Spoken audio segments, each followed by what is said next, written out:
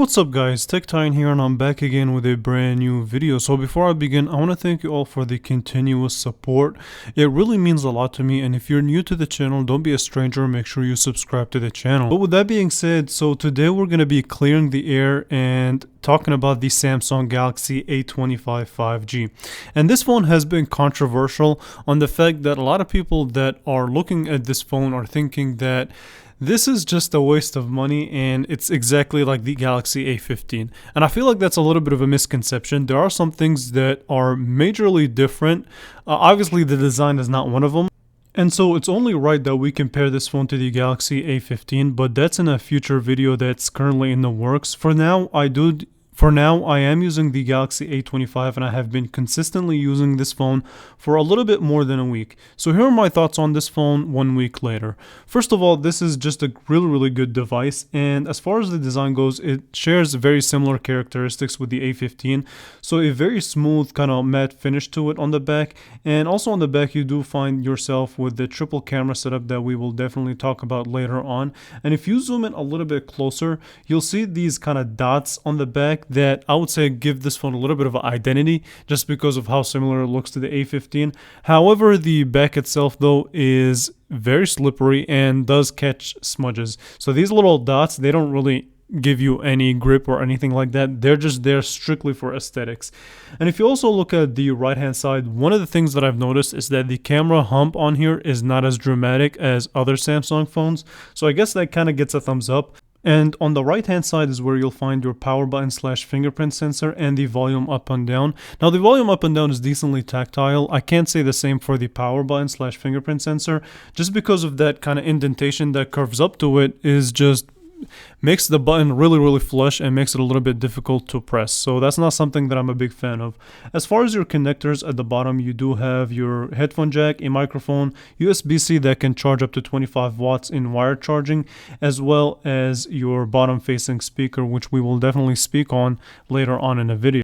And so overall as a design, if we're comparing this phone to the Galaxy A24 or even the Galaxy A23, in my opinion, it's a big upgrade. Now, the materials is still about the same, which is plastic, but that's fine. At the end of the day, this is a $299 phone that you can probably get on deals with carriers. So keep that in mind while I'm kind of doing this 1 week later review. Now, switching the topic of conversation and talking about the display itself is one of the major advantages that this phone has or provides. So this display is a 1080p Super AMOLED display that is really nice to look at. I would say it's a very competitive display to the Galaxy A54 that when it launched cost $469. Okay, so this phone does give you 1000 nits of peak brightness, so outdoor conditions I did not have any problems at all using this phone. So plenty bright for my usage, and this phone also supports a high refresh rate of up to 120 Hertz that you can switch on or off in the settings. So you can either keep it at 120 Hertz, which obviously is going to hit the battery life, but hey, you might as well live it up. Also, one of the things that I want to talk about in this display that is it's a 6.5-inch display, so a little bit smaller than previous generation, but that's perfectly fine in my opinion. The bezels on here are larger than other devices, but again, it's not dramatic. It's at the end of the day about an 84% screen to body ratio, which is fantastic. Some people may not like it, others may love it, but when it comes to watching content, consuming social media, or anything that will require you to look at the display is definitely going to be just an enjoyable overall experience. And that's something that you wouldn't see in a phone at this price point, given that all the technology that this phone has in a display alone. So AMOLED display, 120 Hz refresh rate, a 1000 nits of peak brightness, which is fantastic. It still doesn't support HDR, which, I mean, it's fine. I don't really watch HDR content to begin with, so that's not really that big of a deal to me personally. And the coating on here, the panel itself is really good. Samsung knows how to make displays, bottom line. So when it comes to the speaker quality, it's definitely an improved speaker from previous generations. I know it's not the time, but even if we compare it to the Galaxy A15, this speaker is significantly better. So take a listen for yourself. I would say a little bit above basic, so it does what you would want and then some. So it takes some decent pictures under good lighting conditions. It's not going to be really top quality or gonna, break crazy numbers, but it's definitely one of those things that it will get the job done when it's 1080p. But the video quality looks kind of embarrassing almost, so not really that good. It tends to kind of overexpose and underexpose in some situations. The colors, the sharpness, the details, just not all of that. But overall, though, as a package, I think this deserves the best. So an amazing display combined with a solid speaker makes for a wonderful kind of media consumption experience. So now I want to talk a little bit about the specs of this phone and the performance. So this phone has the following specs. Alright, so you do get the Exynos 1280 as a processor, and it is based on a octa-core chip. The Mali G68 is your GPU, 6GB of RAM, 128GB of storage, as well as 5000 mAh battery. Now the Exynos chip itself has been, again, the term that I want to use is controversial. Not a lot of people are a big fan of it, but in this scenario, it works really well. So opening up apps, closing apps, multitasking is just very smooth on this phone. So thanks to also the 6GB of RAM as well as the 120Hz refresh rate. Everything about this phone feels snappy. I haven't really had any major glitches or anything like that, so this phone has performed very nicely. Obviously, as far as the heating thing, which I know a lot of people are going to ask about, I haven't seen any significant heating problems with this phone. So as of right now, I got nothing to report from the heating perspective. And even if we take it a step further and look at your benchmarks, here are the scores that this phone has received. So a single core performance of 965 and a multi-core performance of 2112. Now you can tell that this is a mid-range device at the end of the day. I would say a little bit lower than an actual mid-range device. However, if we compare it to, let's say, the Qualcomm Snapdragon processor, you can think of it as a kind of matchup to the Qualcomm Snapdragon 865 as far as the single core, and as far as the multi-core, it's close to the Qualcomm Snapdragon 860. So that's where the comparison comes from. And as far as the gaming experience on this phone, it's been really good. Again, I have nothing as far as heat issues to report as of right now. Obviously, the longer I use the phone, maybe I'll notice something that is significant. If that happens, I'll make sure to share it with you guys in a future update. But overall, though, as a kind of a performing device, this has been fantastic for the money. Nothing really bad to say about the performance. It's definitely mid-range. It's not gonna, shock you as far as graphics, but it still does a pretty overall decent job. Okay, so now let's talk about something that is more significant, which is the camera performance. So this one has a triple camera setup with a 50 megapixel main sensor. You also get an ultra wide as well as a macro sensor. And using this phone for about a week, I've noticed a significant improvement in the camera quality between this phone and previous generation. So the camera app itself is a very similar camera app to pretty much all Samsung devices that have Android 14. So it takes pictures extremely quick, so pull out, point and shoot very fast.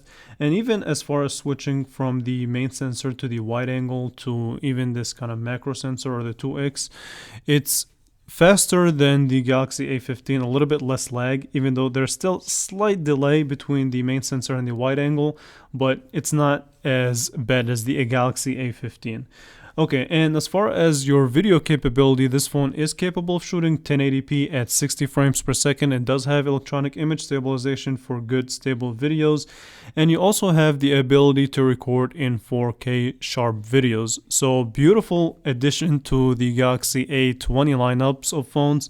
So the A25 does give you the ability to shoot in 4K, which is a nice addition. And what I want to say is that this phone takes decent pictures, and we're going to take a look at them here in a little bit. But it does have this feature that is called steady shot when you're shooting video. Now, I'm not a big fan of it just because it kind of makes if you're really moving fast, it has this jelly effect that really just messes up the video for me. So I found myself not using it and just trying to keep my hands as stable as possible. As far as your image quality goes, the pictures on this phone come out decent. They're not overly saturated as other Samsung devices, which can seem bad or good depending on who you are. They are a little bit on, I don't want to say washed, but a little bit on the overexposed side of things. So some of these scenarios that you'll see, this phone does give kind of a overexposed pictures even when it nails focus. And by the way, a big advantage that it has is that it does a pretty fantastic job in the focusing department. The colors on here are not as accurate, but that's okay. Again, some people may like it, some people may hate it, but the focus on here is where it's at with this device. And even if you want to take kind of portrait shots, it does a pretty good job in that, and dynamic range itself is pretty respectable. For whatever reason, when the sky is out in blue, it just makes the whole picture it just gives this whole picture kind of a blue shade to it, which I don't know how to feel about that just yet. And as far as the video capability, I think this would be a really nice option for someone that wants to kind of get into, I don't know, YouTube tech videos or whatever social media you want to get into. It can be good. However, set an expectation, right? Again, the biggest thing that this phone has to provide when it comes to the camera experience is how quick it focuses on subjects, even though it tends to overexpose pictures. But that's really the basics of the camera. I am working on a full dedicated camera review on this phone, so be on the lookout for that. Overall though, as of right now, I do give this phone, for the price of course, a score of 6.5 out of 10 in the camera department. Just because the Pixel, it has to be in the conversation, especially like the Pixel 6a or even the Pixel 7a, which is something that this phone has to compete with in the camera perspective, and it's going to lose 10 times out of 10. Okay, so overall thoughts on this phone a week later. I really feel like this is going to be an underrated star, right? This is going to be one of those phones that it's definitely going to go under the radar because the Galaxy A15 is $100 cheaper, even though this phone provides a little bit more than the A15. Is it significant enough to upgrade? In my opinion, yes. So the reason I say that is because for $100 you get a brighter display, you get 120 Hz refresh rate, a better camera system, a better speaker system. So you tell me if these things are worth the extra $100 to you. With that being said, I want to hear your guys' thoughts. If you have this phone, let me know in the comments below. What do you think of it? Do you feel like this is just a waste of money? Do you love this phone? Do you hate this phone? I want to hear your guys' thoughts. Leave them in the comments below. With that being said, I want to thank you all so much for watching, and I will definitely catch you guys in the next one.